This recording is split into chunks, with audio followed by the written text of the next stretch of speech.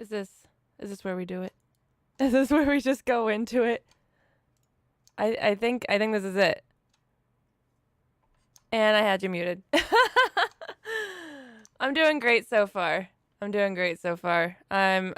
my best.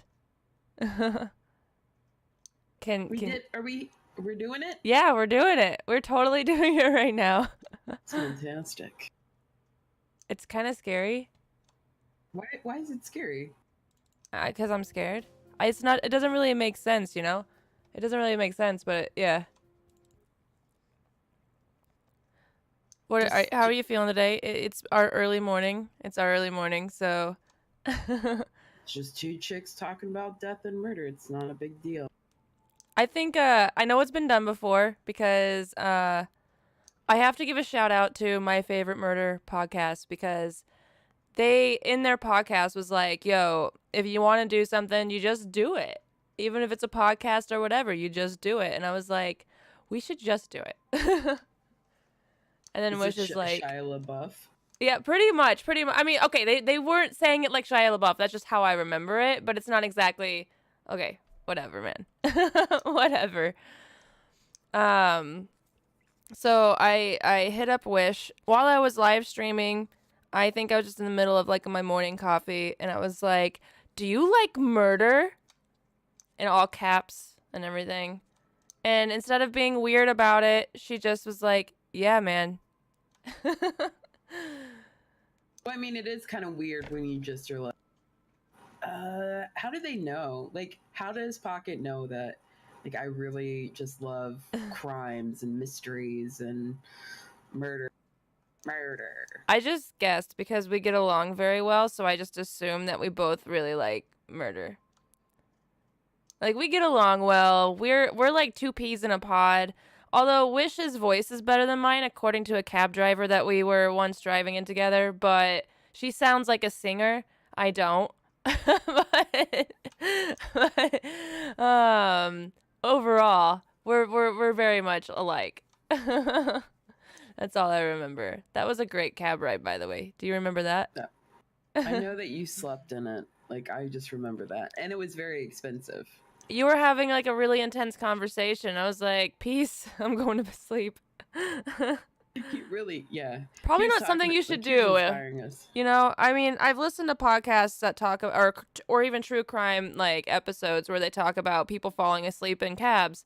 Probably not something you should do, but I did it because Wish was there, and I'm like, there's no way she'll fall asleep. I think you did too, though, didn't you? No. No? Maybe on the way home after we went to the mall. It was a long. God, that was years ago. Day. Oh yeah, you should introduce yourself. Now that we're like, turn Wish up. Okay, I'll turn her up just a little bit. There you go. This is the first podcast, so we're getting out the kinks. Next time it will be like smooth shit. Yeah, smooth shit. Well, my name's Wish, and I'm very excited to be here. I'm glad that Pocket asked me.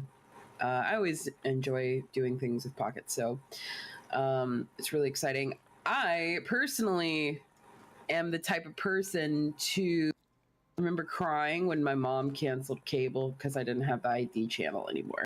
I'm that type of person. I also remember spending a lot of time in my youth looking up the crime library, and it's crazy because it's a defunct website now, but it was like an encyclopedia of all things crime, various crimes, just not just murders and stuff. We're talking about theft rings and mayhem, and it's just crazy, and it makes me sad to know that this crime library is gone, but I really, really, really enjoy all aspects of these different stories and whatnot. I do want to say before we get started, I know that we're warming up now and everything, but I know that personally we're going to show respect to the victim and their families, because these are true stories. These are not things we've made up off the top of our head, and these are real families, and people have to deal with the aftermath. So yeah.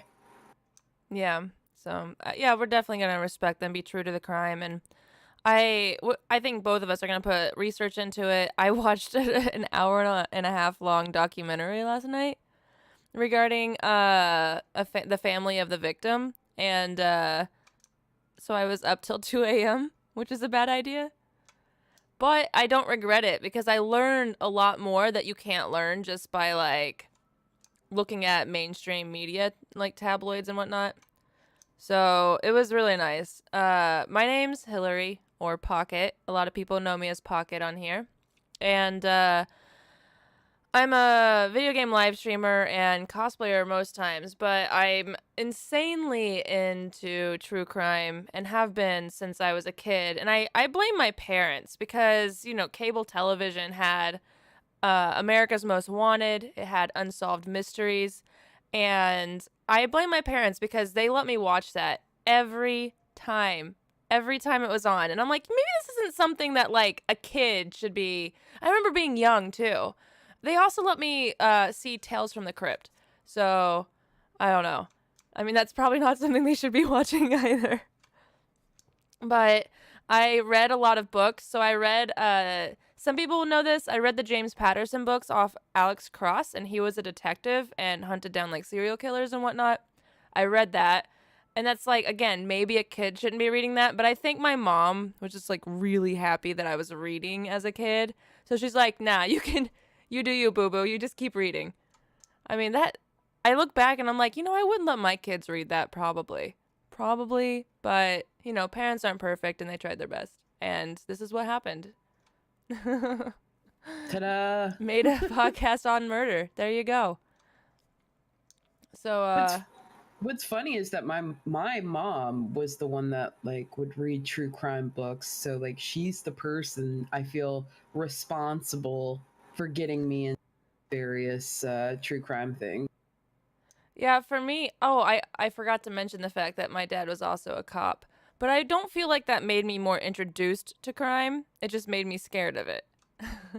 Because he was very protective. My mom, I came from a military family and I was not. I was like this sweet little sensitive girl. I don't know what happened, but I was a sweet, innocent little girl and I was so sheltered from everything. I remember even being like in the police station with my dad and just like sometimes seeing people be brought in that got arrested and whatnot. And it was just like this, like, oh, they're bad. But as a kid, you're like, yeah, they're bad. But you don't know what they did. It could have been something silly, you know? And it was just interesting to be around because it was just like, now my dad is not a cop anymore. He's a teacher. But it's an interesting thing to be raised with police officers and military family. It's very weird. I think that they're exposed to so much bad that whenever they have like a child, especially a little fragile girl, they're like, "Oh, honey, you don't get to see anything until you're an adult." Except for Tales from the Crypt, which scarred me for life. So your dad, I mean, I know that cops have like certain criteria that they have to follow. Like they can't talk about the cases. It's kind of like being a doctor. So your dad never like talked about anything heavy or deep, or do you remember anything from like your childhood that like kind of stood out? Uh, with him, I do remember this one where it was a domestic dispute and it was after my parents had been divorced, so I was at my dad's and he didn't want to just leave me at home while he went, and cuz he was on call. So he didn't want to leave me at home, so he went to deal with it cuz we knew who the people were, the couple was. And they often got in very physical and very loud altercations. And so he brought me there with them. And that's like the only real one I remember. And I remember them like screaming because they had me go inside and fall asleep on the couch. Like my dad straight up went there and he's like, first of all, you two outside. And it's like 2 o'clock in the morning. And he's like, my daughter's going to go lay on your couch and fall asleep. And so I went inside and I remember like as I'm falling asleep, I just remember hearing them yell at each other and, you know, he said, she said, and then I was just passed out. And luckily that couple, just as an update, got divorced. Not long after, I believe. So, but my dad had to deal with it, and I think they sent him on it because they were friends. And that's the only thing I really remember. There was nothing like super violent or scary that happened whenever I knew him as a cop. The only other encounter that maybe was scary is he encountered an alligator when he was a cop in Florida. But someone had placed this Okay. someone had placed this giant dead alligator on the dumpster facing like the door as you walk out to it. And so he did that, and it's nighttime, and he walks out and he shines his light up, and there's just this giant alligator head staring at him. And he said that was probably like the most terrifying moment for him. But he's like, it was Was it dead. alive? No, it was dead. Someone had killed it and put Okay. it up there. Or Okay, it had sorry. died. I don't know, but that would be so terrifying. You just walk out and it's like hissing at you because, you know, they do that. Yeah. So bad. So bad. I got my dad didn't he said he saw some messed up things, like he saw like a car accident with a motorcyclist, and that like the smell and the sight was awful, but you know it wasn't a hit and run, it wasn't like it was an accident. So out of all the crimes, he I guess got lucky that most of the crimes that I think he saw were petty crimes, so like vandalism and stealing versus, you know, murder and whatnot. So, because we were in small towns and everybody knew everybody's business. So you had to kind of be good because everyone would Right. know if you weren't. And it sucked, honestly. But there just weren't a lot of high profile crimes in the small town that I was in. A lot of them were in the city, like Kansas City. So, not high profile, but there were a few. Gotcha. Yeah. Well, I know that we're going to be in a future episode talking about local personal crimes. That's actually next week. Yeah, so I actually have two, so that's going to be interesting. I can honestly say that I don't have any police officers in my family. Like my family, I come from a family of firefighters, actually. Ooh. But I can say that my dad was talking about this one case, you know, or this one fire that he went to, and it was a domestic dispute. And the dad and mom ended up throwing like gasoline on one another, and, you know, they lit each other on fire in the house. And luckily, the child got out of the house with their dog. And I remember my dad being so upset that this kid ended up being an orphan, and the kid was so concerned about the dog. I specifically remember that the dog, because my dad came home, got some dog food, and brought it back to the kid who was worried about feeding their dog. So, yeah. That would be brutal. I think that would be awful to see as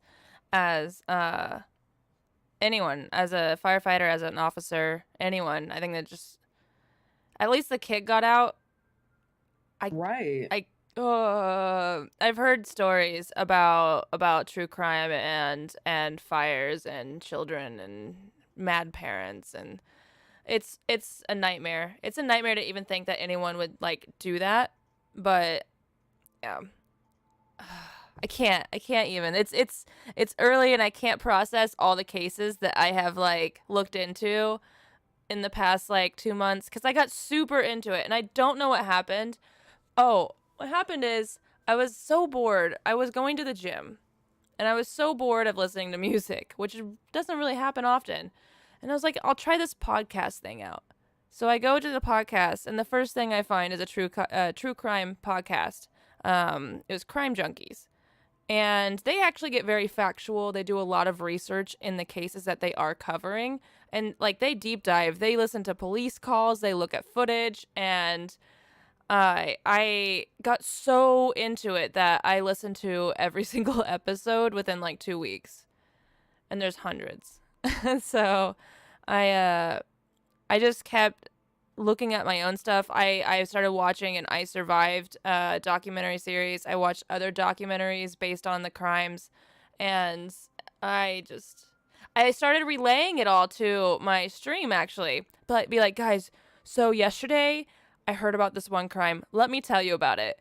And then some people are like, maybe you should start a podcast because you're doing it anyway. So Well, what's the craziest part is that there's so many people that are really in, like, as soon as we announced this idea or we started throwing it back and forth, and maybe we were talking to our viewers and whatnot, but so many people have come forward after and just been like, oh my gosh, I am so excited, because everybody, I feel like everybody has a little bit of, morbid curiosity to them. They always want to know um, what makes people tick. At least I do. Well, it's like this. Um, What kind of monster could possibly do this? You know, what kind of person would do this thing that you hear about? And it could be anything. Or it's like, how smart do you have to be to pull that off? Or how much planning did this person do? And or why? I think that's the biggest one, is people want to know why someone does what they do. So at least yeah, I want, and that's the thing, is sometimes you don't get the why at all. You get the who sometimes, and sometimes you don't even get that. So you're just left with a bunch of like, who could possibly, like, what monster could do this thing? So no, it's definitely. I like to know the why. I also like to know the how.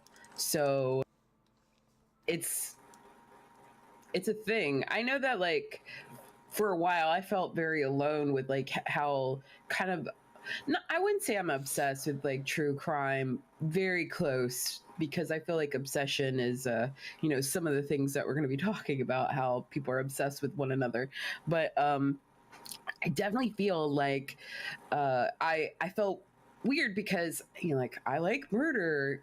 I like researching. I like reading about these different things in history or whatnot. So it's really nice and comforting to know that I'm not alone.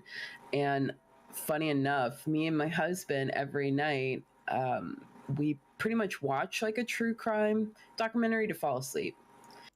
So to fall asleep, I watch stuff about criminals. I Yeah, I can't actually. I can't. Well, yesterday I watched an hour and a half long documentary and it was depressing. But I have a hard time like listening to true crime because I get so into it that I just don't stop. And I'll keep going. And I'll just, it's like just one more. And I'll get to the point where I just can't listen anymore because I'm so tired and words just aren't processing in my brain. And I'm like, this is bad. This is just bad. I like the storytelling of listening to it, how it unfolds, and how like it affects people, the psychology behind it. Because I'm really invested in people's psychology, like, what were they dealing with, what was their childhood like, and with a lot of like serial killers, or not even serial killers, but people who do these like horrendous crimes, usually a lot does point back to their childhood and like something happening there, particularly serial killers. But I it's it's like developing a story and understanding the monster and how they became that, and usually it's because their past was a monster to them. And I just always have been fascinated with that. It reminds me of the book Child of God by Cormac McCarthy, and that is a very messed up book, but it's about that. It's about how society made this person a monster, so they became what everyone thought they were. And essentially, in a very large generalization of the book. So, if you wanna read a very messed up but interesting book, Child of God. It's not about okay. Jesus. It's about a monster. When I took this class on Cormac McCarthy, and whenever he's like, "Yeah, you're gonna read Child of God," and I'm like, "We're reading a book about religion?" And he's like, "No." He's like, "Sure, you read the book first and let me know if you still think it's about that." Like, just about, like, come on. Well, So I wrote it down, so it's gonna happen. yeah, it's a hard to read book because he has train of thought writing, where there's not a lot of punctuation or whatnot. You kind of like, after about, I would say after about 10 pages, you kind of catch on to what's going on, and it's not bad after that. But he writes like that in a lot of his early works, and I think his later works get a little better about not being so train of thought. So Yeah, no, I'm excited. I need something else to read, basically. So besides Murderpedias, which is out there. Murderpedias. I, Yeah. I it's crazy because I didn't realize how much like true crime stuff is on Reddit, and how like some Reddits will actually try to go and solve cold cases or ongoing cases by the clues that they do have, and like if they live in the area they'll go check it out and just stuff like that. And I think that's pretty crazy. And I think Well, apparently it worked. Like they've actually, it's actually worked before. So I know that Reddit has found missing people and different crimes and whatnot. I think the first time I ever encountered like Reddit mystery solvers, murder solvers, is when I was looking to Reddit about making a murder, which is the Netflix documentary on Stephen Avery. So I know that they're really invested into that, and the more you dig on stuff like that, you end up in the rabbit hole. So you end up going to different subreddits, and there's so much information out there. yeah, the Making a Murderer was, it was rough to watch. That was a really hard watch. I thought it was going to be one episode, and then after the first I literally thought it was just one episode, like it was a movie or something. And then after the first one, I was like, that's it? Like, what? And then I underped and realized that it was a whole series. So I ended up watching it, and that's one of those things that the police scandal within that, and how it seemed like he was framed, like the whole town was against him. And the police like badgering the nephew and getting him to do a false confession is something that has happened in a few different cases. One about not necessarily the most factual information coming out is a topic I'm going to be talking about today, which is a great segue. Ooh. Ooh.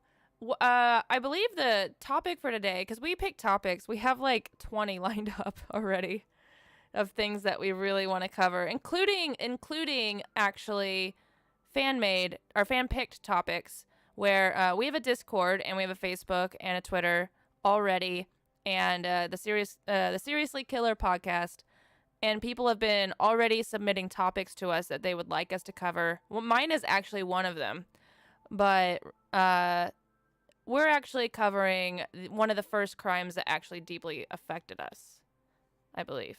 Right? I'm making sure I Yes. got it right. I've known so many crimes throughout for so long because like I said, I watched America's Most Wanted and all that, but this one deeply affected me because I was in school and I learned about it, and I couldn't fathom why people were the way they were. And so I'm actually covering Kitty Genovese. It's a very well-known topic within, I think, all over the world, but particularly America, because it happened in New York City, and it's the one where the whole bystander effect kind of took place and came from, and psychologists wanted to deep dive what that meant. So, the backstory of Catherine Susan Kitty Genovese is she was born in Brooklyn, New York, and was the eldest of 5 siblings. She was raised Catholic and lived in a home in Slope Park, which was Western Brooklyn.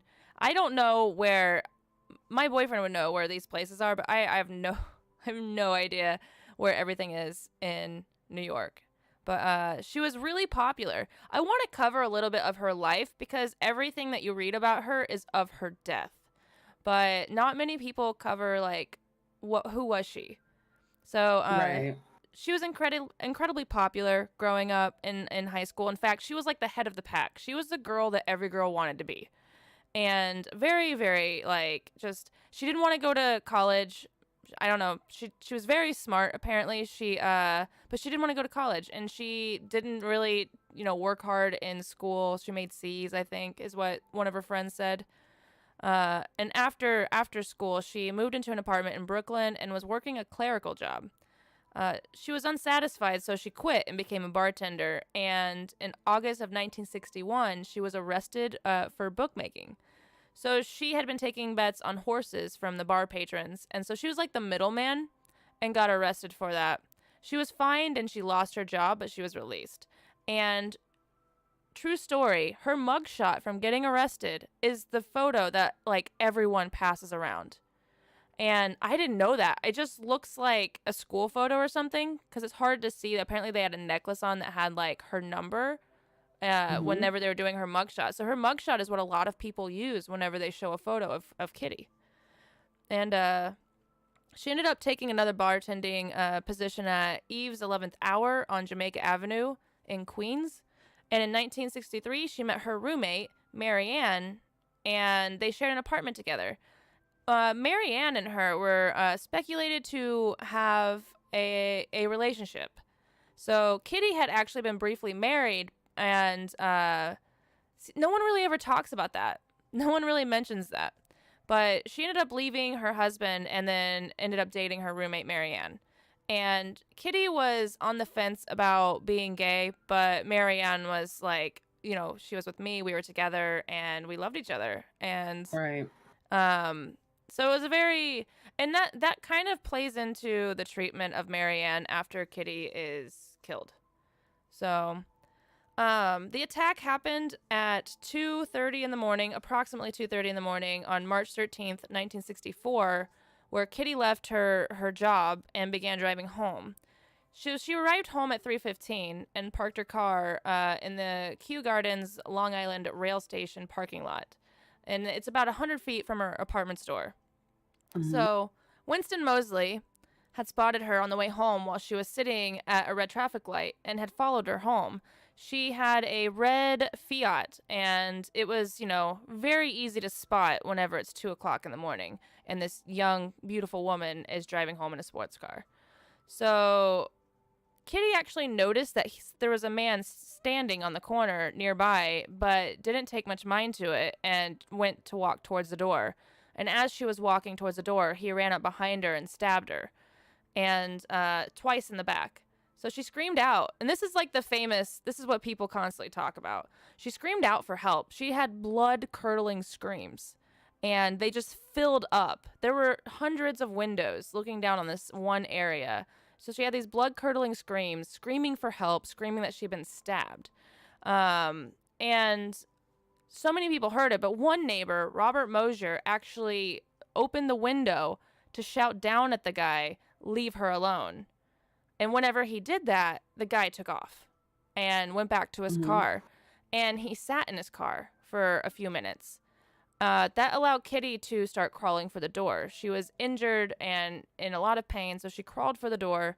And Mosley realized that no one was actually coming after her and that no one had called the cops. The cops had about a 2-minute response time if someone called them. And no one was calling them, so he went back to find her. And when he did, he found her lying in the hallway. There was like double doors, so she had went in one, but the other one was locked, and she hadn't gotten to them yet. So she was lying in the hallway, and that's when he went in, and she started screaming again. And this is the hardest part for me because it's so tragic. But one of her neighbors actually looked down because it was like the stairwell down before you Right. got to the locked door. So it was a stairwell. He looked down the stairwell, saw Mosley, saw her screaming, and she was bloody, and just closed the door. He went back and called his girlfriend, and his girlfriend said, "Just don't get involved." Like that one person could have literally changed this whole story right there. And that was rough to hear. So when he found her, that's when he stabbed her several more times, and then he raped her, and he stole $49 that she was carrying before running away. And the attacks were approximately 30 minutes apart, and she had defensive wounds on her hands because her gloves had been all like cut up. So she actually was still, despite being in that sort of pain, was actually trying to defend herself. It was a neighbor, Sophia Farrar, that went down whenever she heard that Kitty was hurt and had been stabbed. And Sophia was her neighbor and a good friend of hers, actually. And she actually stayed with Kitty as she started dying. And she said that she could tell that she was dying because she could hear gurgling. And when she first got there, Kitty started, like, fighting her and all that. And she had to calm her down. So Right. 911 was called by Sophia's husband. And they did eventually show up. And Kitty died on the way to the hospital. So Sophia said that the blood where Kitty had been laying was just everywhere. And they show this famous picture of, like, these handprints on a wall, and that was actually Sophia's. It was her handprints because there was so much blood on Kitty that as she was holding her, it just got all over her. Right. So now we go into, like, the witnesses and the famous, like, there were 38 of them. Why did no one call the police sooner? And this could have been prevented. So one witness says that his father did call the police, but all he said is that, oh, well, it was a woman, she got beat up, and she got up and was staggering around. Which, back then, this is when, in some places it wasn't unheard of, like, a man beating his wife. That sounds awful, especially nowadays, but back then it actually wasn't unheard of, and people just wouldn't get involved if they thought a husband was hitting his wife. And so no one, like, the cops took note of it, but no one really did anything.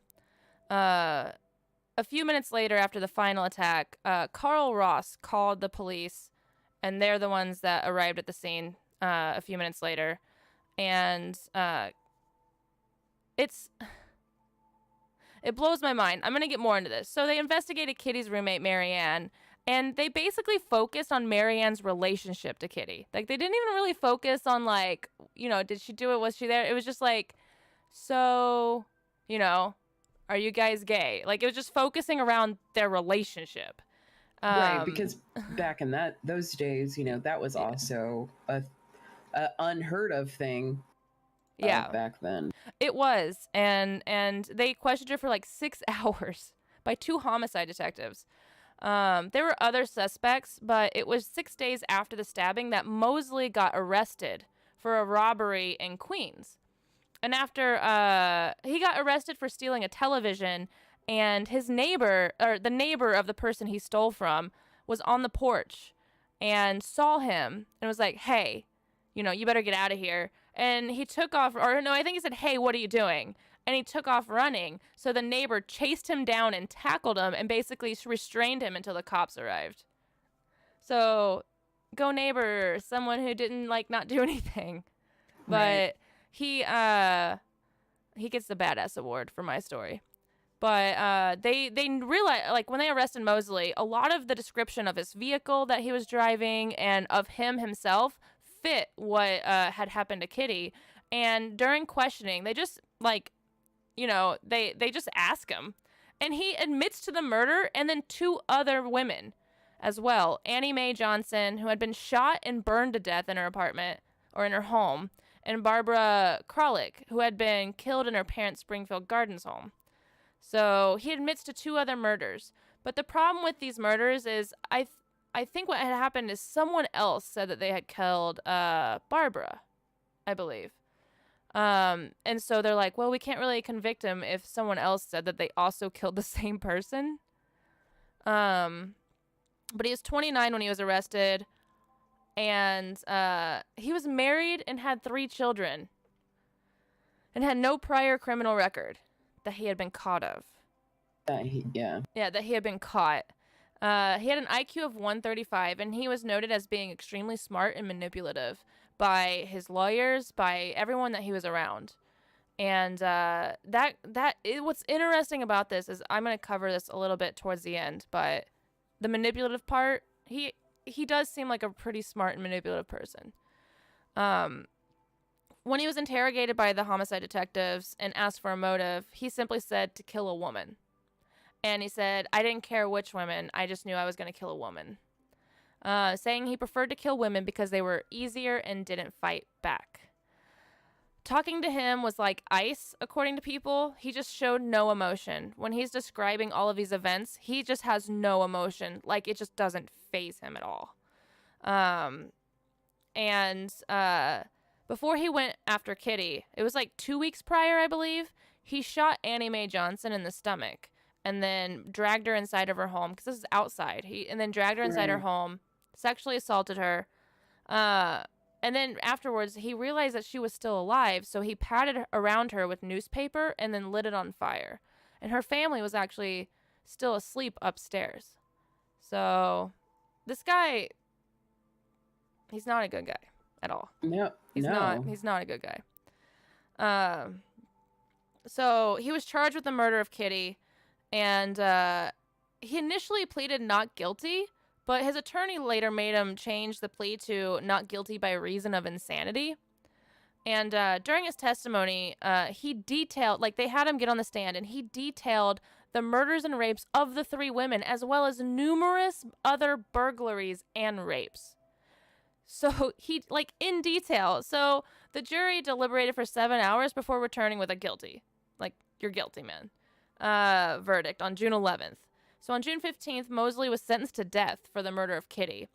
When the jury foreman read the sentence, Mosley showed no emotion whatsoever, even while spectators applauded and cheered.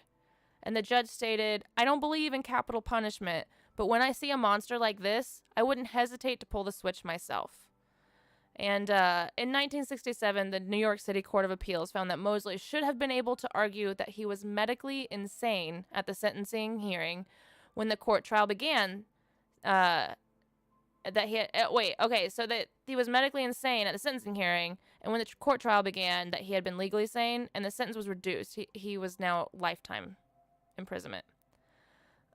This guy doesn't stop, by the way. It doesn't stop here. It's not like, oh, well, he did all this shit and it went to jail and GG, we're done. He escaped from prison.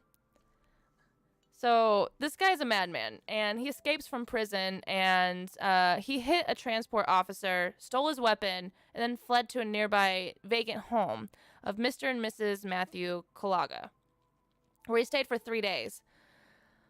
Much to their surprise, what? Go ahead. I mean, were the people home? Not at the time. Okay. So at the time, they were not home, but they did, because this is like their, I don't want to say vacation home, but you know when someone has an extra home because they have a lot of money. You know, like I have 5 homes. I don't. Right. I don't have one, but this is like their extra home. They weren't there, but they did go to check on the home, just to do a check.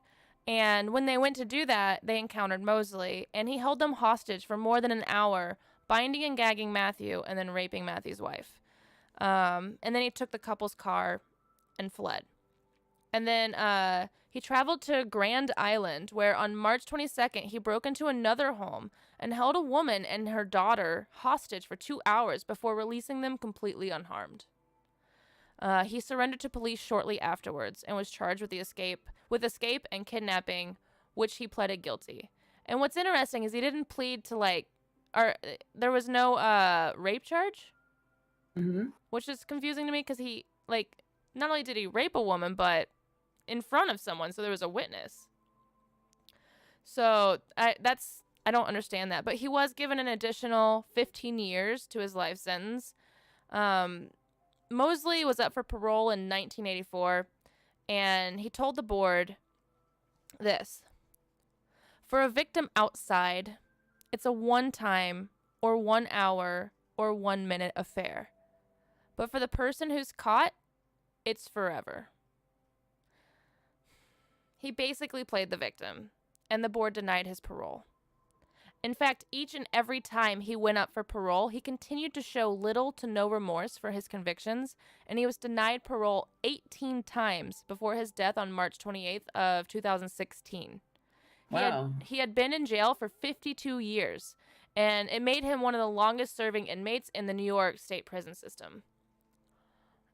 And people think that he was, like, his son believes that he was denied parole because it was Kitty Genovese, and it's such a large case, and so they're never going to let him out.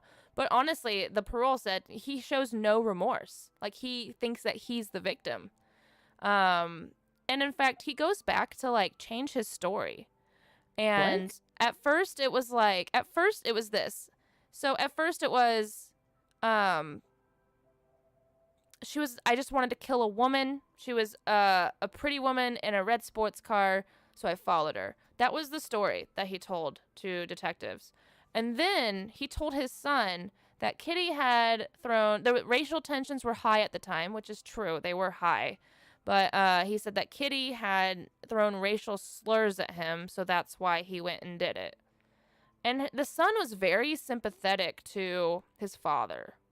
And I found that very alarming because he had also told his son, because he had a son, he had also told his son that the Genoveses came from a crime family. Like, Gotcha. so he said that they're from a crime family, and so you should be afraid of them, and you shouldn't like. And the son I and was one of the protecting everybody. Yeah. yeah. And so the son actually was terrified of these people. And one of the brothers, whose documentary I watched, one of the brothers actually went out and contacted the son because he wanted to get his father to talk to him. And the son said he was terrified of the idea of actually going there, but he went anyway. And the guy's like, but we're not a crime family. He's like, my family's the furthest from that. He's like, a crime happened to us. But it was crazy how delusional and brainwashed the son was over his father. And that's part of the manipulative and smarter than he should be type thing comes into play, where it feels Right. like he had brainwashed his father. So he changed his story another time. And this was to the brother of Kitty. And he wrote a letter to him because the brother really just wanted to meet him and see who this person was, because the family, after Kitty died, they wanted nothing to do with this. It was too traumatizing for them. In fact, like, I think it was 6 months later, the mother had a stroke. And then a few years later, like, the father died of a stroke. And so it was just very traumatizing for the whole family. And they just they couldn't bear going. And so they never saw who did it. They never, like, they always turned the news off. And even the brothers were like, what happened to our sister? We know that she was killed, but what happened? So one of the brothers became obsessed with this and got a letter from Mosley himself. And in it, Mosley said that it wasn't him that killed Kitty. It was an Italian mobster that Kitty owed money to. That's who took her life. And it's crazy. And I wonder if, like, he convinced himself that that's what it was because he has to cope now, or if he actually believes that now. Like, it just changed in his mind. Like, nah, that wasn't me. Because, Ted Bundy did the same. Other serial killers and serial rapists have done the same, where they're like, no, that wasn't me. There's no way that was me. So, yeah. Anyway. I've never heard of that before. Never heard of that case ever. Really? Really? I heard about it in school. So I think you can kind of see why it would have such a lasting impact, because it's a pretty deep case, and this is in the 60s. So the public reaction to this, a journalist had a meeting with one of the it was either chief of police or a detective. And he found out that 38 witnesses had witnessed the murder but didn't call the police. So they interviewed more than 30 apparently. Apparently they interviewed like 49 witnesses. So one neighbor was actually quoted as saying, "I don't want to get involved," whenever she told the police why didn't she call the cops. And they actually had a reporter that was on camera interviewing a woman. And the reporter asked the woman, did you hear or did you see? And she's like, yes. And he's like, were you scared? And she's like, no. Like, I guess it was something that she just wasn't scared of that neighborhood. She just, maybe she was used to it, or maybe she thought, like, I think, like I said, a lot of people just thought it was like a man beating his wife. Which doesn't make it better, but it's the 60s, and apparently it was still kind of okay by some. Right. So, what about the neighbor who looked down the stairwell and saw blood? Oh, I'm going to get to that. There is something with that. So this journalist writes about the 37 that witnessed this thing, And this story became emblematic of the callousness and or apathy of life in big cities, which was a huge fear for a lot of people. And the public reactions to the murder in the neighborhood supposedly did not even change the neighborhood. So, according to the New York Times article dated on December 28th, 1974, that's 10 years after Kitty's death, 25-year-old Sandra Zoller was beaten to death early Christmas morning in an apartment that overlooked Kitty's attack. And neighbors, again, say they heard screams and fierce struggles, but did nothing. So it's 10 years later that they were like, I'm just not going to get involved. And yeah. So Same neighborhood? it was in an apartment overlooking where Kitty had been attacked. So yeah, same neighborhood, like right there. And now I'm going to change directions now because this is the story that everyone knows. It caused psychologists, sociologists, caused everyone to deep dive into why. Is this really a thing? Is the bystander effect really a thing? This whole idea of you're more likely to get saved if there's one person watching you get attacked than if there's 20. Because of the bystander effect, where if no one else is acting, then, people are going to be like, well, I'm not going to act. Usually it only takes one person. So if one person steps forward, then other people will. But it's that one person that needs to step forward first. And that bystander apathy has inspired several works of fiction.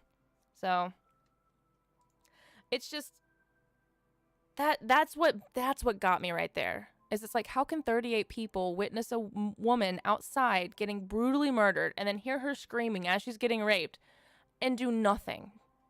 Like, just do nothing. And that bothered me. And that bothered her brother, who was 16 when she died. So her brother made a documentary called The Witness. And this is what I stayed up late watching because I was just so involved. I couldn't look away, but it was so hard to watch as well because it's the brother, it's the family. And even now, this is like, how many years later? And even now, during this documentary, someone, like, they're crying because it's, like, affected them so hard because they loved Kitty. She was apparently, like, an amazing person, like, beautiful and funny and very smart and kind. And she was all the things that people say whenever it's like, that was a victim. Like, if you say, wow, she had a lot going for her. Wow, she was, like, she had her whole life ahead of her. It feels like they always target. Soon. Yeah, she went too soon. Those are always the people they target.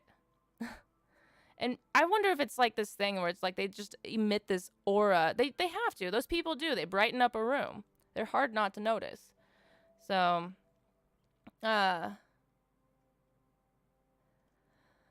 okay, so a newer New York Times article actually claims that the idea of 38 witnesses is more myth than fact. And that's a yes and no because there were quite a few people who did have bystander apathy where they're like, I'm not going to get involved. And Joseph Fink was an elevator operator and he saw the entire first attack from beginning to end. And instead of doing anything about it, he got into his elevator, went to his apartment, and then went to sleep. The entire first attack. So, what a nice guy. Yeah. And during the second attack, in the hallway, was Carl Ross. I think he's the one that ended up calling police after the second attack. But he's the one that looked down upon her being attacked and then went and called his girlfriend. His girlfriend said, don't get involved. So he went back to his apartment. So he's the one I think that called the cops eventually. But if he would have, like, just yelled at the guy, apparently Mosley was a small dude. Like, he was small, like short and just tiny. Apparently he was a small dude, enough to overpower a woman, but like just tiny. And I feel like if just one guy had been like, hey, and then just charged at him, the guy would have ran. He would have stopped what he was doing and just taken off. He ran after a guy yelled at him. So now we get to Sophia Farrar. She's the woman that died with, or not, she didn't die with Kitty. Kitty died in her arms, or essentially in her arms. And right. She didn't know or see the attack. She was the neighbor, and I guess she wasn't close enough to really hear it or know what was going on. But she was called by, I'm assuming, another neighbor when Kitty was attacked and told where to find Kitty. And didn't even hesitate. Like, didn't hesitate. Ran out the door to find Kitty. And that's where she found her and laying in her own blood. And what's crazy about this article, the first article from the New York Times covering the 38, never mentions Sophia. Ever. Not once. Never says anything about Sophia being there with Kitty at the end. And a quote from the brother that really, really, really, like, struck me was, he said, "Why was Sophia left out of the story? It would have made a difference to my family to know that Kitty died in the arms of a friend." And I was just like, that was just so rough. I'm almost like tearing up now, but Right. it was just hard.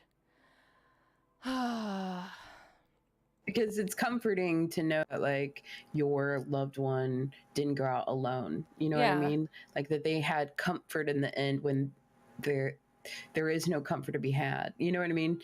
So at the end, they did die. Sad. At the end, she did die in, I guess you want to say, like, what felt more like a secure place. Right. And someone that cared. Not alone.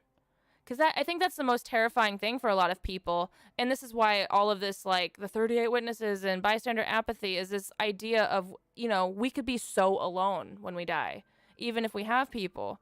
And she didn't die alone. She died with someone that very much cared about her and stuck with her through the whole time, even though, like, it was very traumatic. And that would make a difference to me. If it's like, you know, this is horrendous, but I'm so glad that their friend was there in the end. Right. And the 38 witnesses part is a lot of the 38 witnesses that they did witness, a few of them had actually seen the attack and seen Kitty, but the majority of them saw nothing. So when they say 38 eyewitnesses, it's ear witnesses. They heard a scream, but they saw nothing, so they didn't know what it was. They didn't know what to do. And they're like, well, we didn't see anything, so we just went back to bed. A woman named Hattie heard her scream and called the police, actually. Just heard her scream and called the police. And the police didn't even let her finish her statement before she was cut off and said, "Oh, we've already gotten the call." During the first attack. So the guy that had called and said this woman got beat, they're like, no, we already got the call. Didn't even let her finish and say the woman's been stabbed. If they had let her finish, they might have known that she had been stabbed and sent someone out immediately.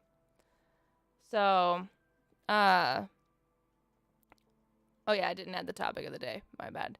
I'll fix that in a second. So, but she was considered a part of the 38 apathetic witnesses, and it's very clearly that she was not apathetic to it at all. Accounts against this mainstream media are, what's messed up is that there were several reporters on other newspapers and whatnot that had looked into it as well, and they didn't want to take on the Times. They didn't want to take on the New York Times. The New York Times at the time was powerful. They were huge. They had some of your best, like, writers and journalists on. And so, you know, they didn't want to be in a smaller one, especially if they were aspiring to work for the New York Times. They didn't want to, like, take them on. And so a lot of people didn't even bother investigating into it at all. But one journalist actually did look into it and found some inconsistencies and confronted the main journalist over the article. And, like, the guy's like, listen, this is more about the message at this point. This isn't about like, facts. So, because a lot of people believe that if they change the message to cover that, oh, it was actually like 3 eyewitnesses and then, you know, 35 ear witnesses. It doesn't send the same message. People talk about it for a few days, but because it was 38 eyewitnesses, people are like, oh no, I could die alone even though there's everyone around me.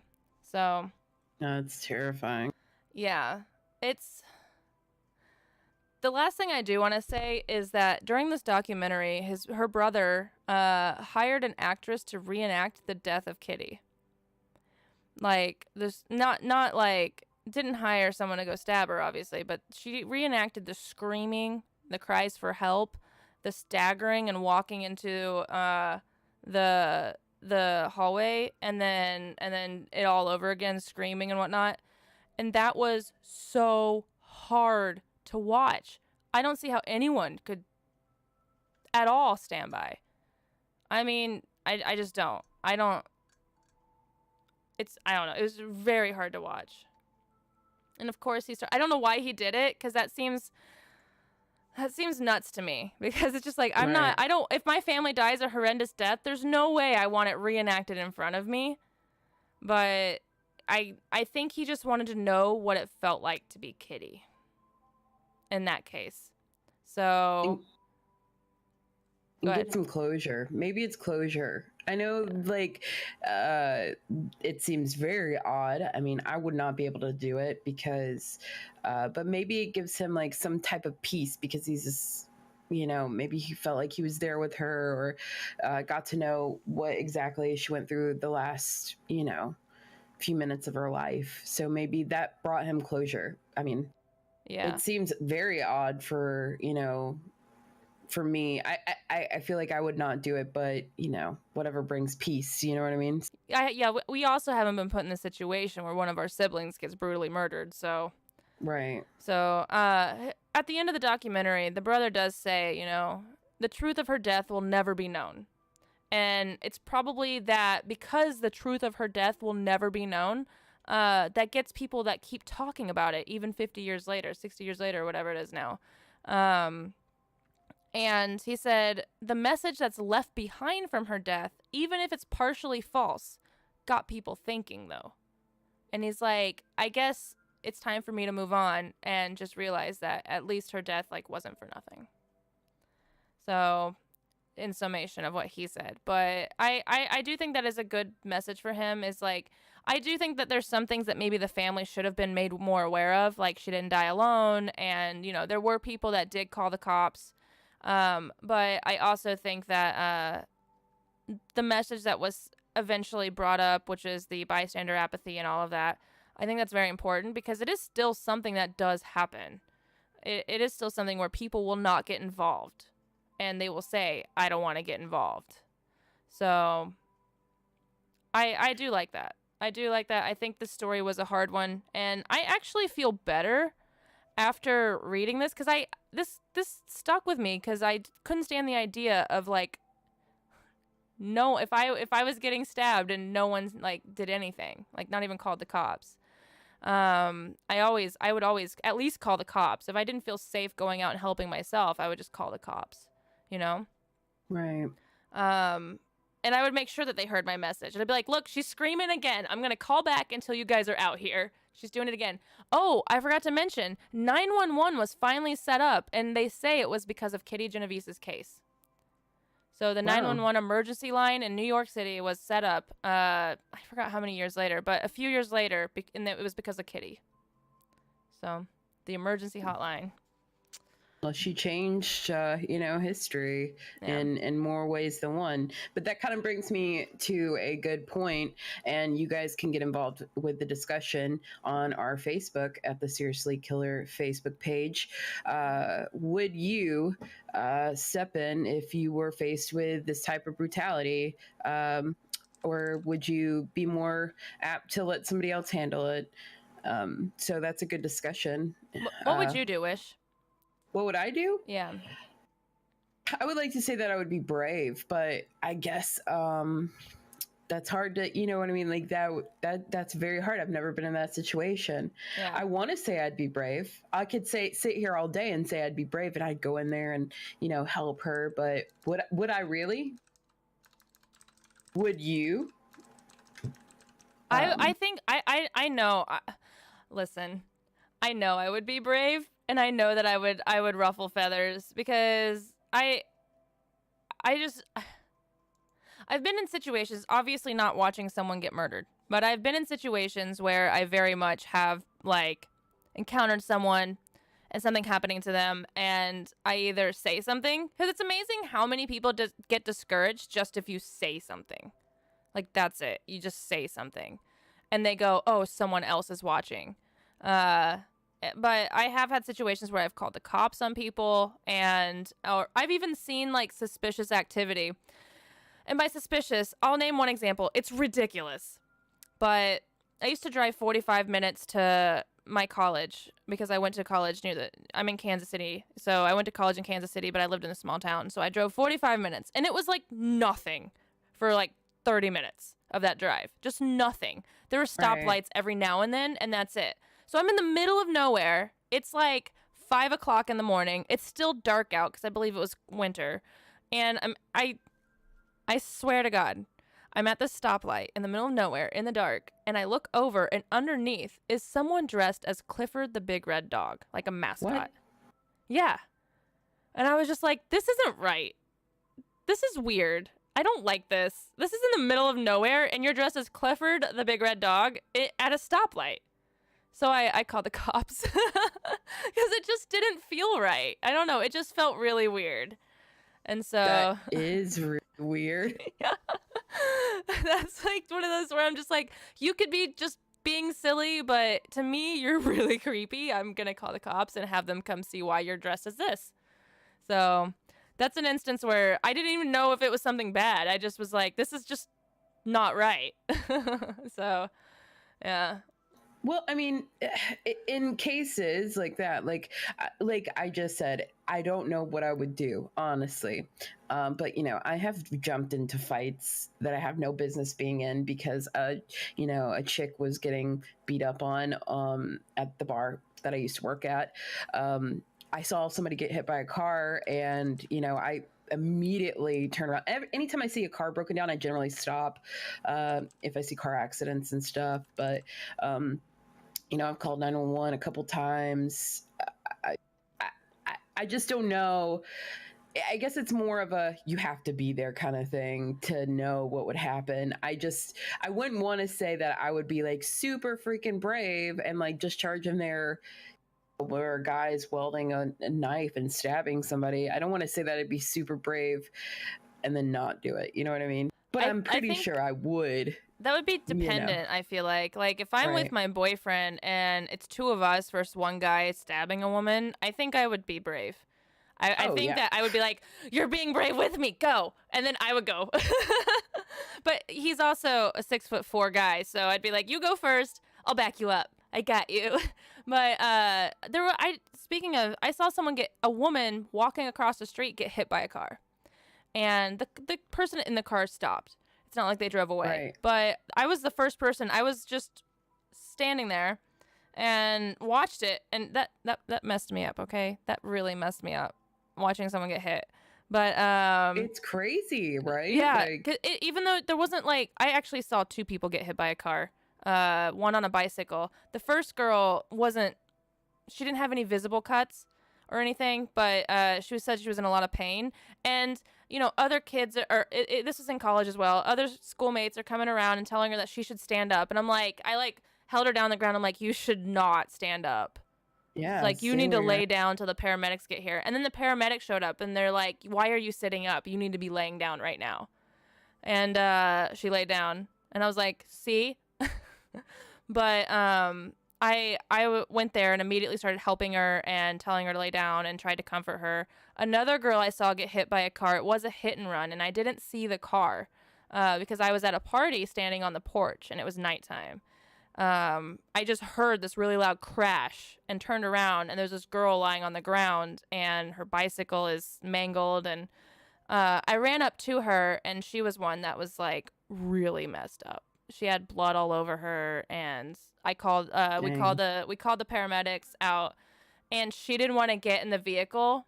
And she appeared, I couldn't tell because she had a lot of blood on her, but I was like, she appeared to be very pretty.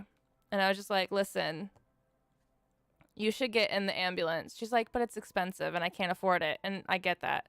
But I was like, but you should get in. I was like, if you could see the way you look right now and how much blood you have on you, you would get in. Right. And she did. She's like, okay, I guess I'll get in then. And I'm like, I'm sorry you know, you don't deserve this, but you should probably get in. And so that was rough. That also, I hate that. I hate that. I hate that. You know, especially a hit and run is so messed up. And I don't think they ever caught the guy, the person that did it. I don't think they ever, like, found them, which happens. So. Yeah, I mean, this is not in any way close to what happened with the case of your bicycle and the girl, but like even just someone hit my car in the parking lot and drove off, and it is just so heartbreaking because you're just like, ugh, I work so hard, and why can't people be honest? And No, you need to all that crazy you stuff. need to tell the other story about your car and people not doing it. Yeah. Well, I do have a quick story. There is, I used to do like a Renaissance fair, so I would go carpool with a group of friends up to Raleigh. That's where the Renaissance Festival was held, and like where we would meet and, you know, talk about various things like how to do our costuming, what is period appropriate dances. We'd learn how to sing and play different instruments from that time period. So I went off with some friends and I parked my car at McDonald's. And when I came back earlier that morning, my mom was just like, you know, you shouldn't leave your car parked at McDonald's. They'll tow it. You'll be sorry, basically. So when I came back, I thought my car was towed. Or my mom was playing a trick on me, like, oh, you know, she parked her car at McDonald's. I'm going to show her that she shouldn't park her car at McDonald's. Yeah. So I called my mom and I was like, Mom, like, what's going on? My car's not here. And she's like, what do you mean? I was like, is it towed? Like, or did you come and get it? She's just like, well, I don't know. Call like a towing company. So I called the towing company and they're like, we don't have your car. And I'm like, oh no, what's going on? So I go to McDonald's, like inside the McDonald's, and I'm like, what? My car is missing. I left it parked here. They're like, oh yeah, we saw that car leave earlier. I'm like, what? They're like, yeah, it's gone. So it was stolen. They found it like a couple, like I had bought a new car by this point, but they found it a couple weeks later, and it was parked behind like a grocery store, and apparently homeless people had been living in it, which is fine, you know. I'm glad that they had a place to stay, but it's crazy. Yeah. I'm glad they had a place to stay in my car. Yeah, it was pretty nuts. I would be so mad. I'd be like, so you saw it and you did nothing. Cool. Did nothing. Did nothing. So that brings me to another point, like, and this could be added on to the discussion on Facebook, where you guys can check us out, is if you see a crime, it doesn't matter what kind of crime, do you report it? Or do you just let it happen? Yeah. You mind your own business? Like, okay, let's take for instance, it is illegal here in North Carolina to cook like on your balcony, like on an apartment, right? Report it. No, you should call the like you actually should call the cops because it's very dangerous and very it's a terrible fire hazard. And my neighbors did it, but did I call the cops? Heck no, I didn't. So my bad. So if it's set on fire, whose fault is it? Someone didn't report it. It's you. It's your fault too. No, in a lot of apartments that I've been in, both in Texas and now in Kansas, it's completely against the apartment rules to do that, to like cook in your like have a grill and whatnot. So they make it like, no, you're not burning down our apartment. So they very much are strict about it. But I mean, I get that. But at the same time, when it's something like that, I usually am like, I can't be like, I know this is bad, but if someone's like, they take an extra newspaper from the newspaper like machine, it's like, well, you didn't pay for two. But it's like, at the same time, I'm like, I'm not gonna report that. I don't know. I know is that bad? Is it bad? Is that it bad? You didn't report it? Because it's still a crime. Yeah. I don't. Listen, I have a priority list of crimes I will report, and you taking an extra newspaper is just not on that priority list. So, It's not that I don't care about it. It's just that I don't care about it. I don't know if that makes sense. So what's the level of crime that you would report? I would report if I saw someone and it looked like they were doing something suspicious to someone's car. Um, I actually one of our mutual streamer buddies, Jericho, had a neighbor that he actually had his I believe his tag stolen, or did he have his whole car stolen? But I think he had his tag stolen, but or something like that. And a neighbor actually was taking photos of it all and like sent it to him or showed him and everything. And so it got very involved in it. And like something like that I would do. Oh, yeah, he had the tags from his car stolen and put onto another car. And then the person just like stayed in the area and the neighbor saw it again and took pictures. Like, here's the car, here's your tags. So good on you. Yay. But I would do, like, if I saw something suspicious or someone loitering around a place where it doesn't look like they should be loitering, I would probably call just to be like, hey, I just want you to know, because it's better to report it, I feel like, and make them aware of a situation, even if they're like, well, we're not going to respond to that. It doesn't seem like an emergency. But if someone reports it, then they have that call log of, okay, well, at this time, if something happens, you know? If something happens And they have someone who had reported it, so they can say, well, the person described him as this at this time and we did nothing about it. So here's what happened, you know. right. Like when I was a teenager, I wasn't this way. I wasn't as brave. There was and this is seemingly harmless, I don't know, but there is this old man, and by old I mean he was like in his 80s, late or mid 80s. And he would go to the public pool where there's tons of teenagers and children, and he would have goggles and a snorkel, and he would just go underwater and sit and stare at everybody.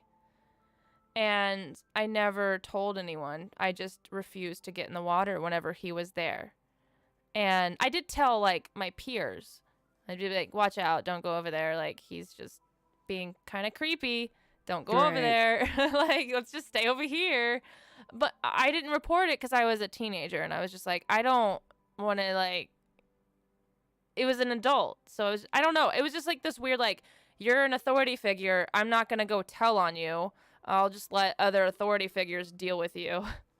So that's something, if I could go back, I would have easily went and been like, this guy's just snorkeling and staring at people.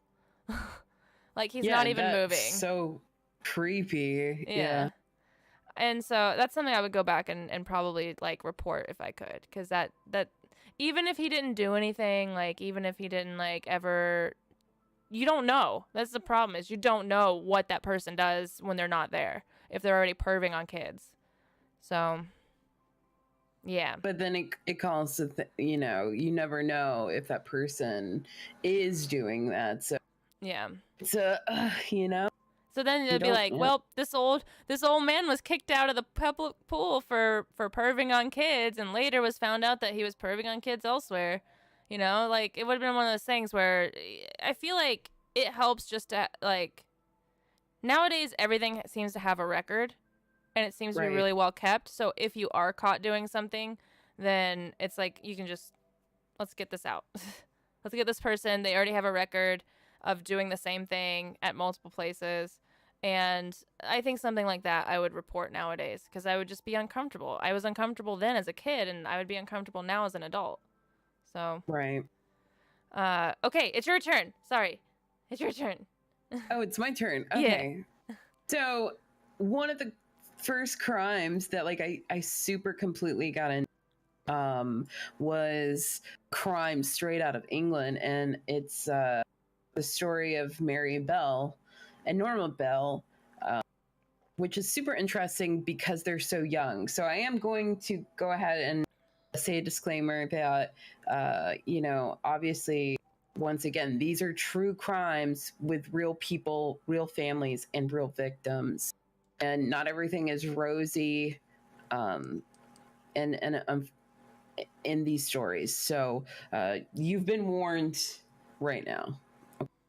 But anyways, so Mary Bell, she is a British who was convicted in December of 1968 for the manslaughter of two boys, Martin Brown, age 4, and Brian Howe, age 3. The biggest part of this story, however, is that she was 11 when she committed these 2 murders. That is the scariest part, I feel like, that she was Britain's youngest, most notorious child killer. So, Mary Bell, she was born to a very young mother who is also a prostitute. So she doesn't know who her biological father was. And for most of her life, she believed that it was this man named Billy Bell, who was like a habitual criminal. He was later arrested for armed robbery. And he had married Betty sometime after Mary was born. But they don't really know who the father is. However, there, of course, Billy Bell, beat his child, and then there's accusations that there was repeated sexual abuse. Her mother forcing her to engage in sexual acts with men for money, and that Betty actually tried to kill her own daughter a few times and try to make it look like an accident. So growing up, Mary Bell really had a terrible childhood, which is what, most of these killers have in common. They have really weird, poor childhoods, and they're just terrible. So on May 1968, the day before her 11th birthday, Mary Bell strangled a 4-year-old named Martin Brown in like a small rundown shack. She is believed to commit this crime alone. So between that time and the second killing, she was telling her friend Norma Joyce Bell, who actually is not related to her, just happened to have the same last name, who was age 13. They broke into like a nursery and vandalized it, and they left notes saying that they were responsible for the killing of Martin Brown, which is really weird because they're so young. At 11 and 13, I was passing notes to my friends, but not like leaving notes saying like, oh, I committed this murder, and they were proud of it. You know what I mean? But the cops at the time dismissed it. They just thought it was like a prank. So it wasn't like a big deal to the cops. So that was in May. But in July 31st, the pair actually joined together and they took part in another death. And they strangled a little boy who was 3 years old in the Scottsdale area. And the police later found out that Mary Bell came back after she murdered the little boy and like carved into his stomach an N to make it look like Norma instead of an M. And then on a different, like with a different hand, carved an M so it would look different. Very strange. She also cut off some of Hal's hair and scratched his legs and mutilated his genitalia. So the girls were so young and their testimonies contradicted one another so bad. Like nobody knows like what really happened. Did Norma go carve the N, or was it Mary Bell? Both girls were eventually charged with manslaughter. So super crazy. Were they caught after the case you just told us? Yeah, they were caught after the death of Brian Howe. Brian Howe. He was the 3-year-old. He was the one that was strangled. But then they ended up linking Martin Brown's death to Mary Bell because Norma wasn't a part of it. I guess Mary told Norma and was just like, I killed that little boy, which is why they broke into the nursery and then started leaving weird notes everywhere. How old were they? 11 and 13. Oh, jeez. And I just remember hearing about this case like when I was young, maybe 14 or 15, and I couldn't put it in my head. Like, how could these young children commit like these horrendous deaths? And unfortunately, like I saw a documentary where the mother, I believe of Brian, the 3-year-old, she's still, she's obviously older lady now, but she's still heartbroken. She lost her little boy, and this terrible, young girl seemingly like, you know, like she is a beautiful young girl. If you guys look up Mary Bell, she's a beautiful young girl in these pictures. Just angel faced, killing another little baby. You know, it's crazy. So at first, when like they're convicted of that December, Norma Bell was acquitted, but Mary Bell was convicted of manslaughter, not murder, but manslaughter. They sent her to the hospital because she posed like she was dangerous and posed a risk to other children. So she spent time in like a mental hospital up until she was 23. She served 12 years in prison, and then she was released. So what is she just she's out now. She's out. She lives, she's alive still. She's a grandmother now. In 2009, Belle had become a grandmother, so she had children.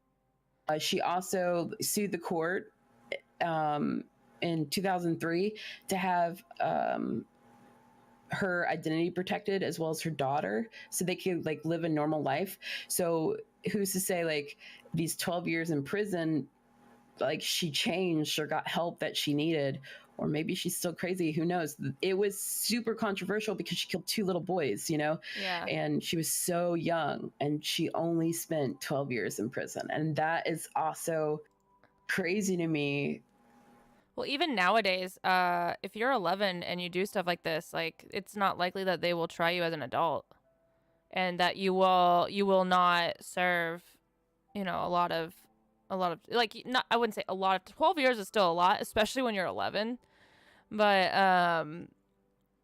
it would be it's so difficult because it's like, oh man, I don't know how to feel about it, because yeah, she killed 2 boys and mutilated them, and that's terrible. But if she spent time in a hospital and she had psychologists working on with her and trying to help her understand why that was wrong and why you shouldn't do that, and understand, like, you know, how she could even get to that place in the first place and try to work her through that, I could see someone that young being rehabilitated. Right. But I don't really view the same way for an adult. I feel like adults, like, if you get to that point where you're murdering and mutilating people, it's going to be really hard to rehabilitate you. You know, it's going to be next to impossible in my mind, because, like, I don't think anyone thinks that they could rehabilitate Ted Bundy, you know, Right. and whatnot. But as a child, you're still very impressionable. And they were going after children that were younger than them, probably as a power. That's what they state in various articles, that it was more like a power move. Obviously, Norma Bell didn't grow up in a good environment either, you know, but it was definitely a sign of power, especially because the sexual abuse that unfortunately Mary had suffered at the hands of people. They do believe that, you know, with her mutilating the boys, that this was definitely a power move on her behalf. What's crazy is that she she went back and, you know, just, you know, carved into the bodies, and she was very open about it, surprisingly too. She like bragged about it to various people, and she'd be like, do you know the little Brian boy? Like, yeah, he was beautiful. I, you know, watched his lips turn purple. She would say things like this before she was convicted. Okay. And she also like went to the funeral, and the detective, you know, was questioning her about it. She was talking about how like she squeezed his neck and, you know, pushed up on his lungs. So they think that she sat on him and like squeezed his neck or whatever. Yeah. And, you know, jeez, she said that she enjoyed it. At 11, she enjoyed killing this little baby, practically. So in her official statement, she says, I, Mary Flora Bell, wish to make a statement. I want someone to write down what I have to say. I have been told that I need not to say anything unless I wish to do so, but that whatever I may be given evidence. She basically, she said, I couldn't kill a bird by the neck or throat or anything. It's horrible. But this was after the fact that when she got in trouble, she was trying to change her tune once she realized like this, like I'm going to jail, or actually she went to the hospital, but um it's crazy. So Yeah, that's it's so difficult because I like I said, the what is it, the optimist in me likes to believe an 11-year-old could be rehabilitated, but the pessimist in me thinks that someone that crazy is just crazy even at a young age, and they're just showing it really early. In fact, a lot of serial killers like Bundy, like not it is speculated that actually quite a few serial killers did murder at a young age. mm-hmm.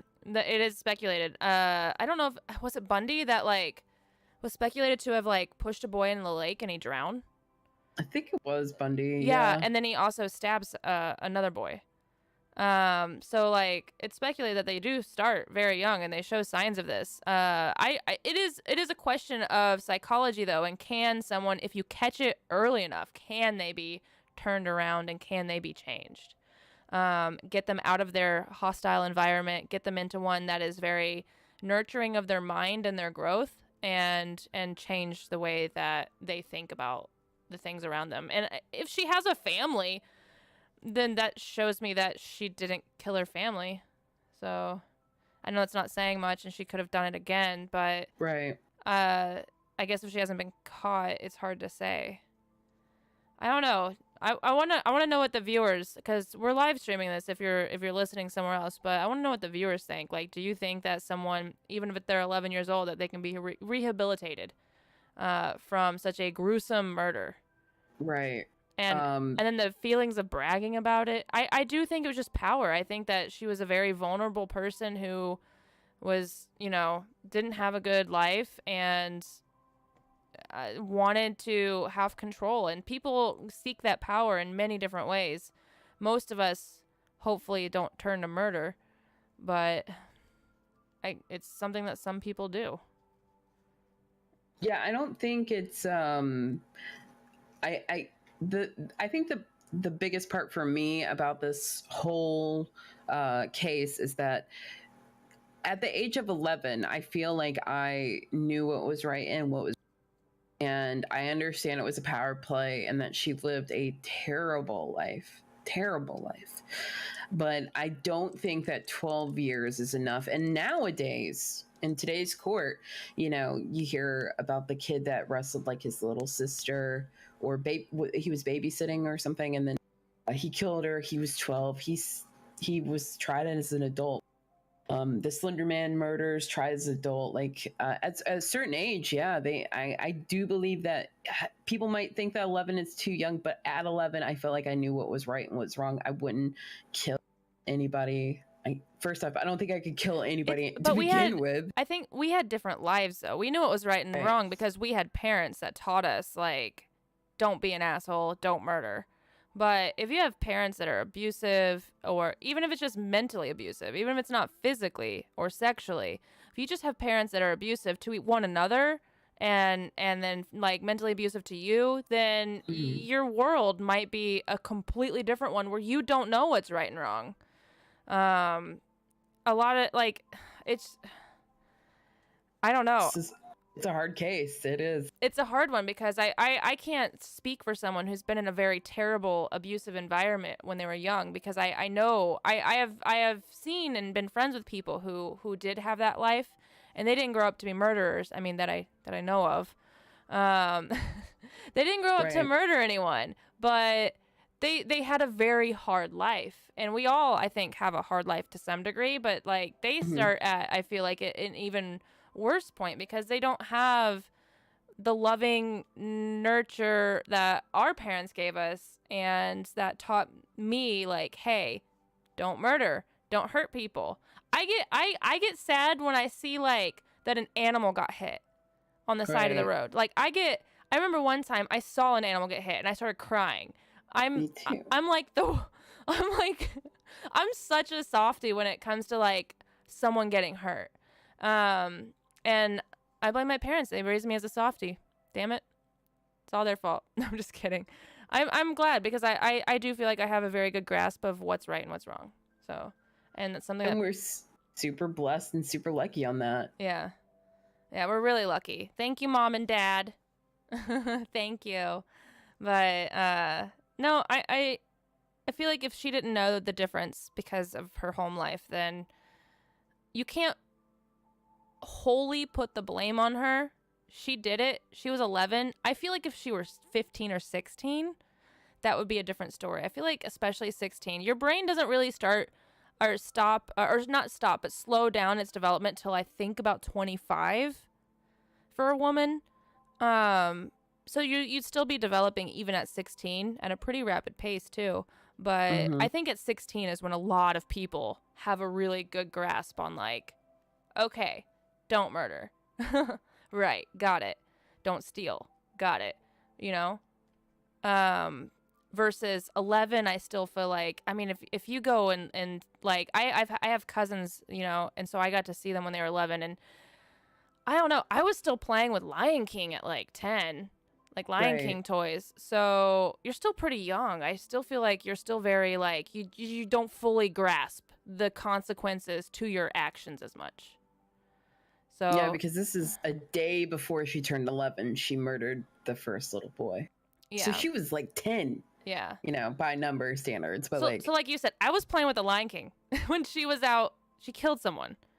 So I I think I would have known that murder is wrong, but I don't think I would have grasped the consequences and why.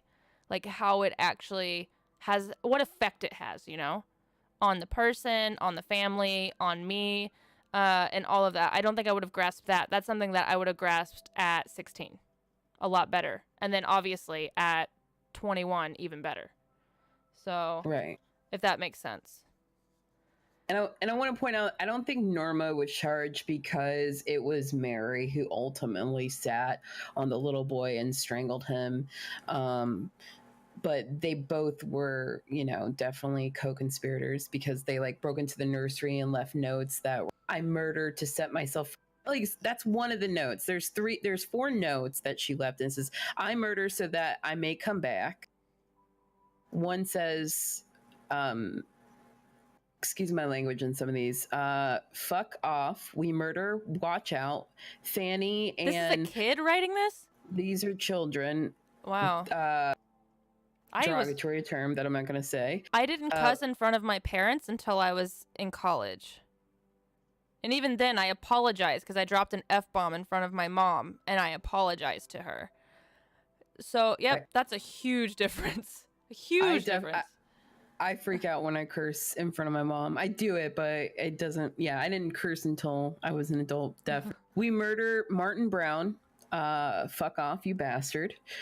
We are micey. Why? Because we murdered. Like these are all misspelling. These are babies. Yeah. We murdered Martin. Go Brown. You better look out. There are murders about by Fanny and the F word derogatory term. You screws.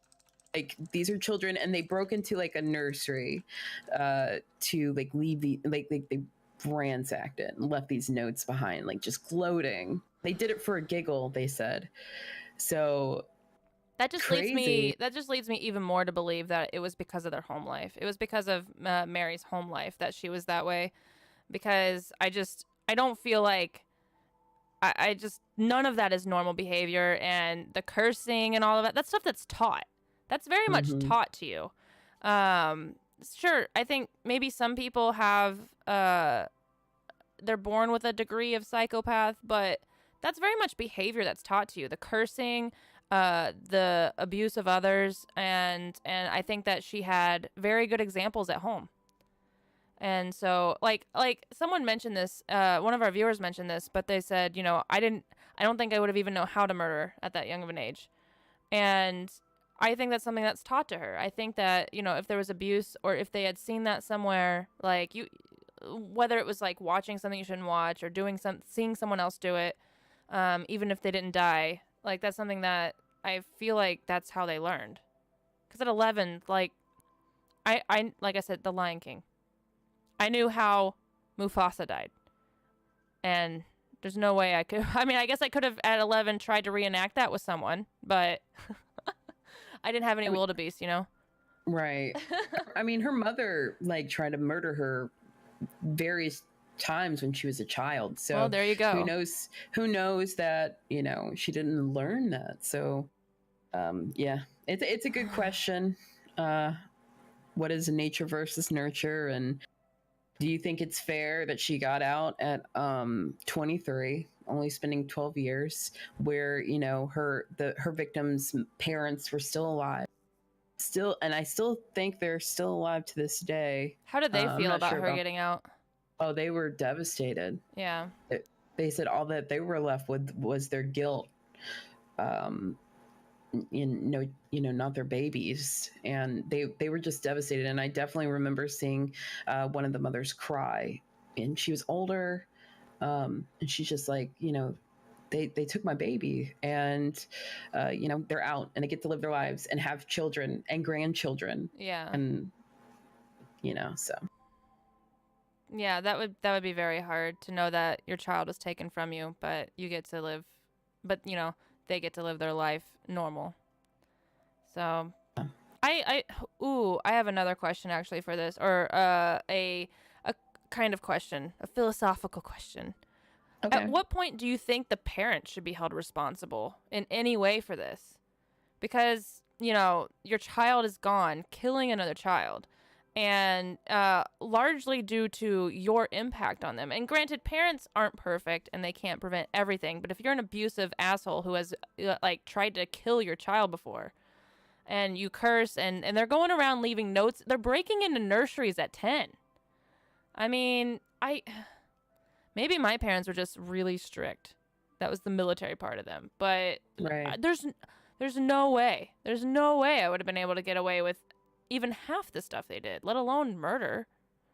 And at what point would the parents of that child need to be held responsible? I feel like that's something that doesn't really happen in our society, where a child does something, but the parents aren't really held responsible, despite being under their care. And I don't know. What do you think Well, about that? well, there's very instances, especially that thinking this is set in the 1960s, and so maybe they didn't hold parents responsible back then, even though they're awful parents, Yeah. obviously awful, the worst. But how much should you hold the parents responsible for their child's own action? Especially when you look at nowadays where parents are under the fire, like with Columbine, the Columbine massacre, the parents were immediately put, in front of a jury of their peers, so to speak, saying, "Oh, they're awful parents. They didn't know what was going on with their children, their They didn't. teenage boys." The thing is like you mentioned Columbine specifically, and I had that in mind when I started talking about this, because the thing about Columbine is those kids were building bombs in the garage, like in the garage. It, I even if you're a bad parent and you're not like, hey, what are you gonna use that on? You would at least go, why are you building bombs in our garage? Are you trying to kill us all? Like, no. No, no, no, no, no. No, that's highly illegal. Get that. No. Not in my house. Like, but no, they didn't. It was in the garage. Like, what was it? I forgot. Oh, I had a sexy pair of underwear at 16 that my mom found and confronted me about, let alone if I'm building a bomb in a garage. A sexy pair of underwear. It was too sexy for me. Okay? And she took it away and I got in trouble. That's where I'm like, the parents should be held responsible. They were building stuff in the garage. They had full on preparations happening and nothing. Like that I feel like that's something that could have maybe been prevented with some intervention. Someone stepping in. See, I'm going to play devil's advocate here and say, how could they possibly know everything that their kids are doing? I mean, maybe because I feel with Columbine that doesn't sneaky. work. With Columbine kids that doesn't work. They were building bombs in garages. I mean, But you should at least did their know parents that. know that they were building bombs? Okay, I personally don't know what building a bomb looks like because I've never done it or been around it, but I would think that if I walked out and saw something, I'd be like, okay, this doesn't look normal to me, and I don't know what you're doing, so you're gonna have to describe to me what you're doing. And didn't they have a website that was like where they talked about like how they wanted to kill cheerleaders and whatnot? But I mean, do you like? Does your parents know everything you do online? You know what I mean? Oh, my I mom mean, did. My mom did. Oh, my mom. my mom You didn't. underestimate my mother. You underestimate. The internet was new and computers were new, but my mom was like magical. And sure, there's some things I saw that she perhaps didn't know about, but I was older by the time that happened. I wasn't a kid anymore, so I was my own person. And she's like, if you're gonna look up messed up stuff, then just please don't do anything dumb.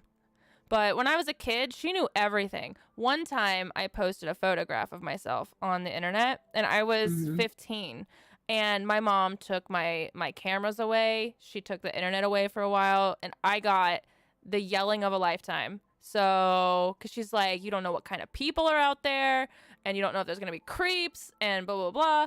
And this was like, we were first gen internet users as kids. Right. And so she was still very smart even then, or very paranoid, or both. So, Right. Right, but like different upbringing, yeah, because yeah. like these kids, and I'm not excusing anything, but these kids, these teenagers, these young men, their bombs can be very small, by the Yeah. way. So maybe their parents didn't know. They've never built a bomb. I couldn't tell you what a bomb looks like because I've never built one. So, but I know that they could be very small. You know, like where your parents were very strict, my parents weren't that strict, and these are like normal middle class kids. Like, you know what I mean? Like, um, so it's interesting. And then you look at like even more modern cases today. Now, this is a grown man. So let me go ahead and say this is a 23-year-old, but this is recent. The Jamie Kloss case out of Wisconsin, where the guy goes and kills this little girl. She's 13 or 14. Little girl's parents, kidnaps her, keeps her underneath his bed, and like pushes all these boxes around her because his dad would come and visit every weekend and hang out with him. Is it the dad's responsibility to know what's going on in his son's like bedroom, even though they obviously don't live together? But he still is there every weekend, like hanging out. You know what I mean? So is it I his feel like problem? You know, no, I feel like that's different though, because that's like saying I went over to your house and you had a body in your basement and I didn't know that because I didn't go in your basement. I feel like that's different than someone living with you, and them being young because they're still young. You're responsible for them when they're under the age of 18. Unless Mhm. unless they get emancipated earlier, but you're still responsible for them. Like that's different. It is your responsibility whether you are good at it or not, whether you're lenient or not, whether you're abusive or not. It is still your responsibility. They are your responsibility, and that's why I think I find it different. Once they're an adult, I mean, they can be tried as an adult. They can be Right. like they are responsible for their own actions legally, everything that happens to them.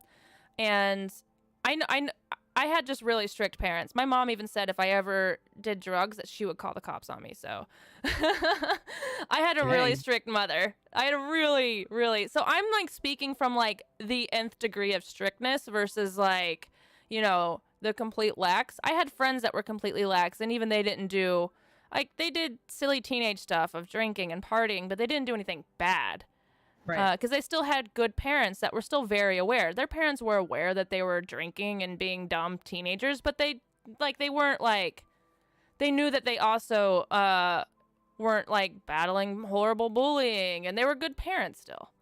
Yeah. Um, I mean, that's basically my upbringing because I could skip school if I told my mom, like, yeah, because I was such a good student. And I also, like, the last month or two, I started smoking weed in high school, and my mom didn't care as long as I didn't go out in public and smoke it or whatever. yeah, She'd rather me smoke it at home. But I was such a good kid, and graduated in the top 20% of my class, and was an outstanding senior, all these different accolades, like my mom was just like not concerned. She was just like, I know Wish is like super chill and she's super smart. She's not going to get in trouble. So there's that type of parenting where my mom was very, that's okay as long as you do it at home. Yeah. Don't stay out too late, kind of thing. Where it sounds like you had a completely different, like you. Woo. Yeah. Do you want to go back and be me? But my mom was very lenient when it came to me playing computer games, so I did a lot of video gaming, to the point I got grounded from being inside. So, yeah, I at least I don't know many people that can say they were grounded from being home, and they needed to go Dang. out. But I got pretty grounded from being inside, and then I went outside for a week straight and stayed at a friend's house, and then my mom told me to come home and play games again. So, Dang.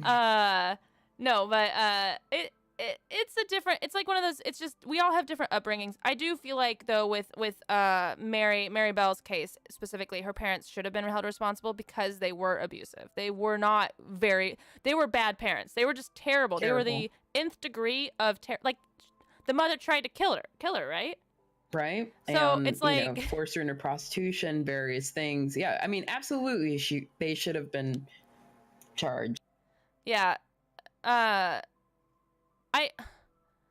I just feel like that's a case where the parents should have been held charged. I think it is a case by case basis. I don't think that just because your kid does something bad that it's everyone's fault. It's like it's not the parents' fault if your kid does something messed up in some cases, but in others like this one, I very much do because that kid was a product of her mother, of her parenting and her bad parenting and abuse. So I can only imagine, and that's why I think she's able to be rehabilitated if she's taken out of that horrible environment. And maybe that's why they kept her as long as they did, and they released her because they probably deemed her no longer a threat. So, God, that's such a, ugh. I don't like. We got some discussions to do on Facebook today. If should parents be held responsible, you guys can discuss that on the Facebook page. We should. I need to make a command for the Facebook page so that way we can link it. But yeah, we highly encourage going to the Facebook group or the Discord. Both of them are really. The Discord's already popping. We already have over 100 people that have been chatting and introducing themselves and giving topic ideas, which I think I decided without Wish, and I'm sorry, but every 5 episodes we do one that's topic ideas from the viewers and from the community versus our own topics. So I like it. Yeah, so I love it. So be sure you can go in there and you can discuss the podcast. You can give us topic ideas and tell us what you would like us to cover. Kitty Genovese was actually one of the recommended, and I'm like, well, I'm already doing that. So I've had a lot of fun making this podcast, and I'm glad that you want to do it with me, Wish. I'm glad you want to talk about murder. Thank Absolutely. And I will say that make sure you guys tune in, subscribe to follow Pocket here to make sure that you're here up to date on the podcast. You can also follow us on Spotify. We'll definitely link some social media for you guys. We'll get the cases put up, some prompts put up where you guys can discuss amongst yourselves, discuss with us. Definitely. This is the first one, so we're getting the kinks out. So it's gonna only get better from here. Maybe it's gonna be great. No, just I know it's gonna be great. You're gonna raise their expectations. I'm gonna lower them. Maybe it'll get better. We don't know yet. I like that. Not too much pressure there. So if you join the Discord does have all of our social media links in them. There is a channel that has all of the links. I highly recommend you join it, even if you want to leave it right after because you have too many Discords or whatever, or you just don't want to have a Discord that's seriously killer. I mean, I guess I understand that, right? But we'll be back next week, but I'm going to be out of town Friday and coming back into town on Saturday, so I won't be streaming. So we are doing this on Thursday. It's the odd... This is going to happen sometimes. We're streamers. We go to events. We do things, so we might have to reschedule just so we can get something out on time. I want to say that I'll release the podcast outside of stream on Sunday. Sounds good. So we can stream it on Saturday. So if you want that live view, you can go to twitch.tv/pocket and watch it on Saturday, but then we'll release it on Sunday on YouTube and Spotify and all the other things, just so it's on time. So all the things. All the things. Next week we'll be covering our hometown murders, or like ones that I don't want to say personally affected us, but we were around during, I guess, or knew people that were involved or something like that. So yes. Anyway, it's gonna be crazy. Oh boy. Oh boy, oh boy. I guess this is where we end it, and I never know how to wrap things up ever. I just don't know how to do it. Well, tell everybody where they can find you. Oh, well, here. On Twitter, @Pocket. It's spelled Pokket, because I am a special snowflake and want everything different. No, because Pocket is usually taken, the normal spelling. And Wish, where can they find you? You can find me at twitch.tv/wish. Also on Twitter @wishfully.